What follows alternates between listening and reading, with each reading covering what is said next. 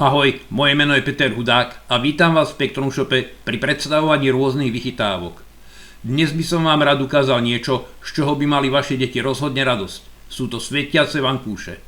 Po úvodných obrázkoch si pozrieme video s vankúšmi cez deň a následne v noci, aby sme videli, ako svietia.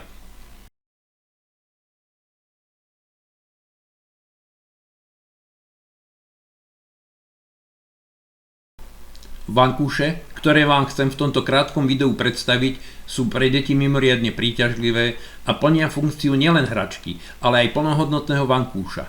Vankúše sú mimoriadne jemné a príjemné na dotyk. Sú bezpečné, nakoľko na svietenie sa používajú len tužkové batérie a LED diódy.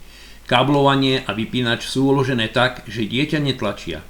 Deti sa s vankúšom nielen radi zahrajú, ale na ňom radi aj zaspia.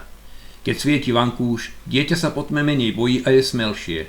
V našom shope sú v ponuke vankúše rôznych tvarov a rôznych farieb, ktoré som vám predstavil na začiatku. V prípade, že si chcete objednať a momentálne nie je k dispozícii vankúš, o ktorý máte záujem, nezúfajte, nakoľko približne každých 14 dní dostávame tovar, takže stačí si len trochu počkať. Tak, teraz si pozrieme zo pár vankúšov, aby sme videli, ako vyzerajú cez deň.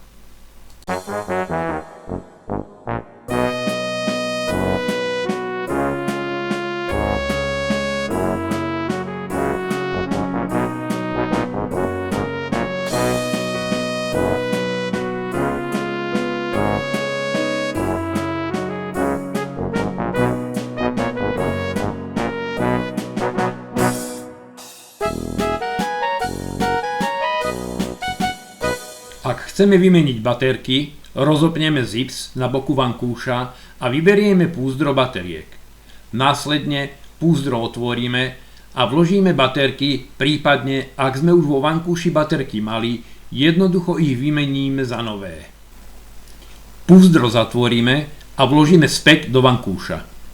Tým máme všetko pripravené k použitiu vankúša a naše deti si môžu začať užívať krásne svietiace farby v prítmi ich detskej izby.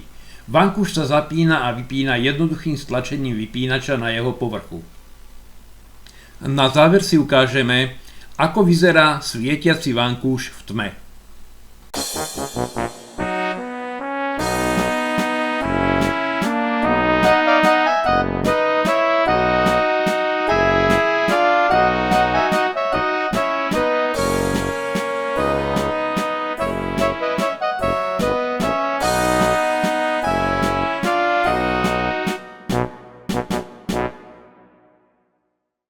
Tak, to by bolo na dnes asi všetko. Poteší nás, ak vám video pomohlo, či ak budete patriť medzi tých, ktorí si vankúše v našom shope zakúpia. Práve pre vás je na tejto strane uverejnený link, na ktorom si môžete o výrobku prečítať viac, prípadne, ak sa tak rozhodnete, si ho i kúpiť.